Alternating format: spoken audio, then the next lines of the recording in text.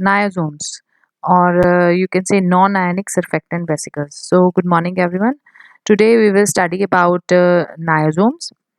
Now, first of all, what are niosomes? Niosomes are novel drug delivery system in which the medication is encapsulated in a vesicle. The niosomes are very small and microscopic in size. Their size lies in the nanometric scale. Niosomes are unilamellar or multilamellar vesicles, and the vesicle is composed of bilayer of non-ionic surfactant active molecule and hence named as niosomes. A diverse range of materials have been used to form niosomes, such as alkyl ether lipids, alkyl esters, amides, fatty acids, and amino acid compounds. Cholesterol, it can also be incorporated in bilayers at significant high molar ratio. However, by itself it does not form bilayers but manipulate the bilayer characteristics. Likewise, in liposomes, as we have discussed, the cholesterol it maintains the ordered structure of liposomes. Similarly, in this also, it is used to maintain or give the rigidity to the bilayers. Being amphiphilic in nature, cholesterol aligns itself in such a way that its hydroxyl group orients towards aqueous phase while amphiphilic chain aligns parallel to the hydrocarbon chain of the surfactant. Further, in a mixed molecular bilayer, it occupies an alternate position. The free space occupation of the cholesterol minimizes the amphiphilic carbon segment tilt, which provides rigidity to the bilayer. Now, next is structure of niosomes.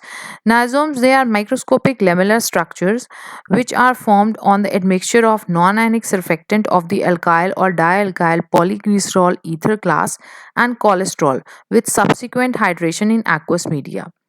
The bilayer in the case of niosome is made up of non-ionic surface active agent rather than phospholipids as in case of the lipids. As in case of the liposomes, like in liposomes we have used the phospholipids and cholesterol. In niasomes we are using the non-ionic surfactants plus the cholesterol. And most surface active agents when immersed in water yield micellar structures.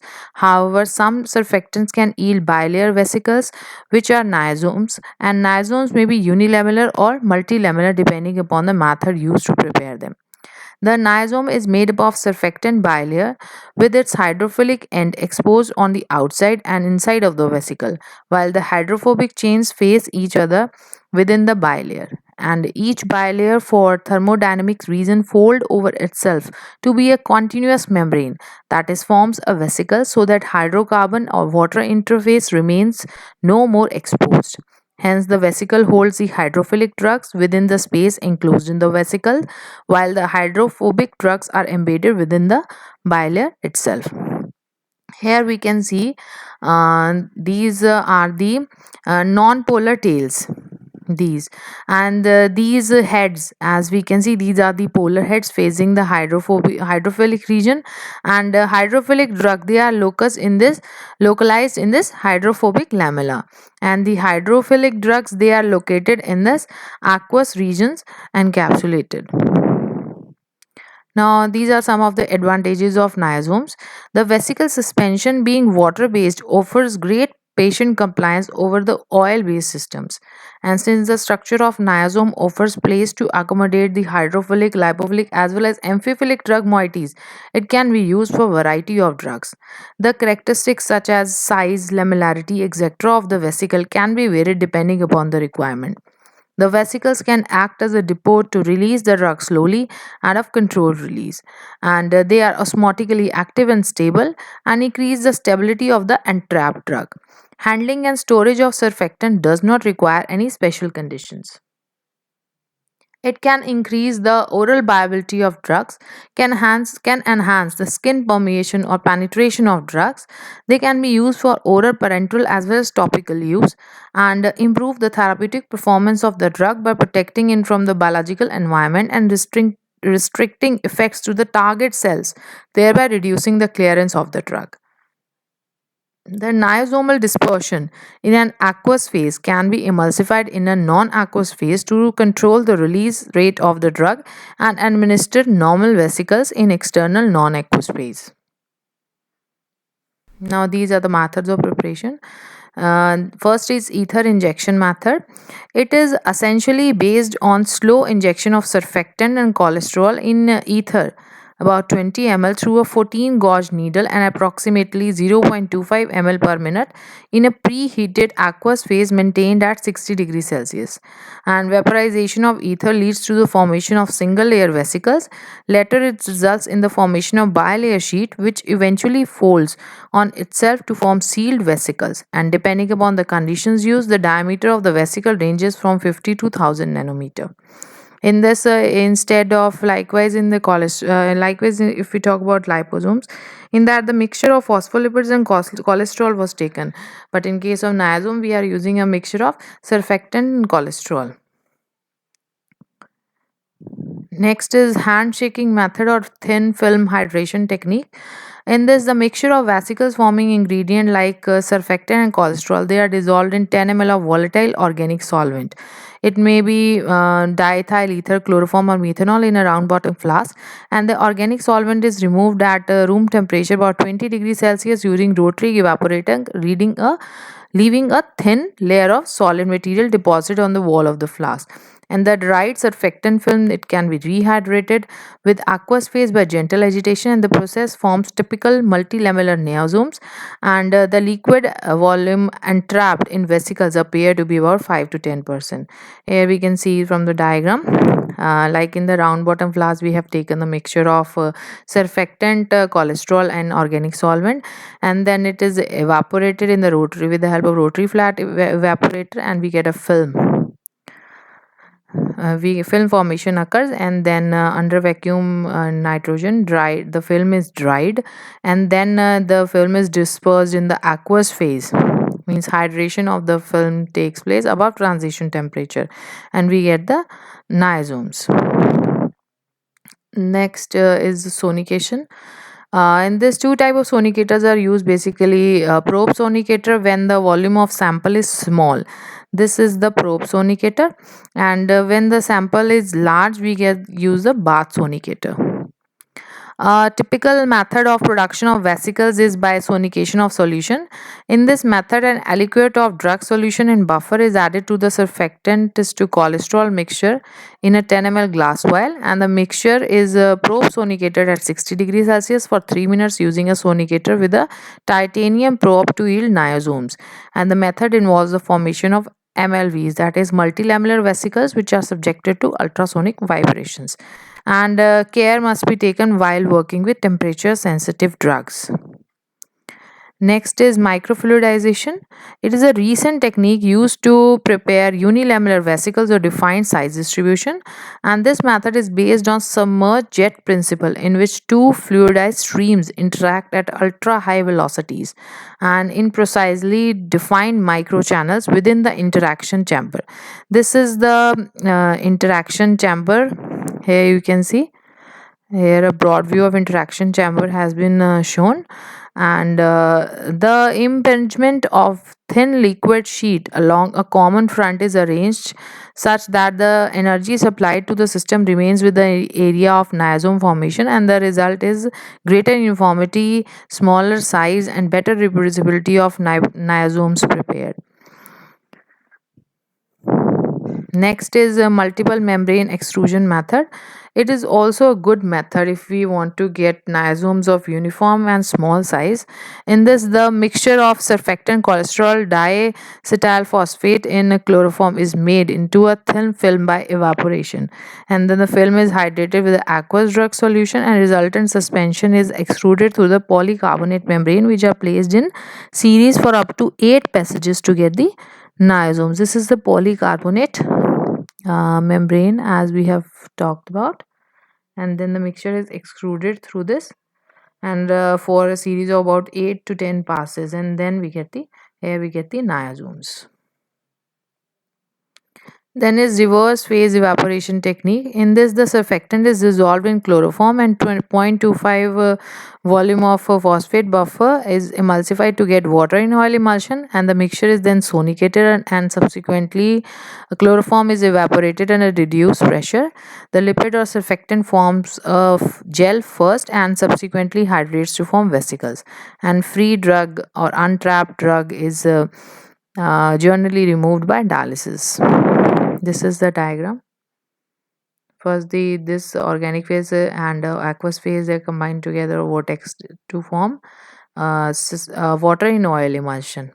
Then again, the mixture is sonicated and chloroform is evaporated under reduced pressure in this rotary evaporator, and the lipid gel first is formed. Subsequently, the vesicles are formed. And then next is transmembrane pH gradient drug uptake process. In this, the pH is variated.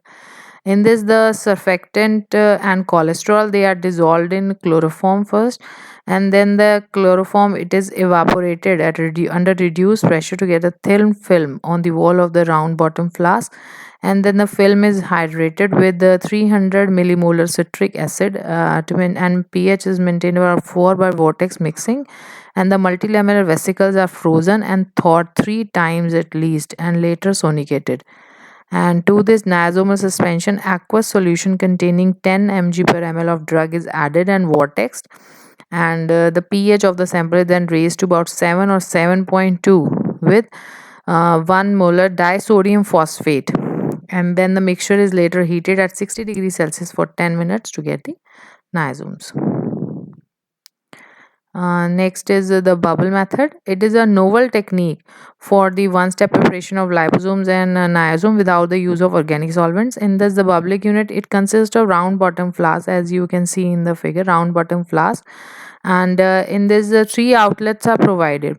One for water cooled reflux, and the second one is for thermometer, and the third one is for the nitrogen supply.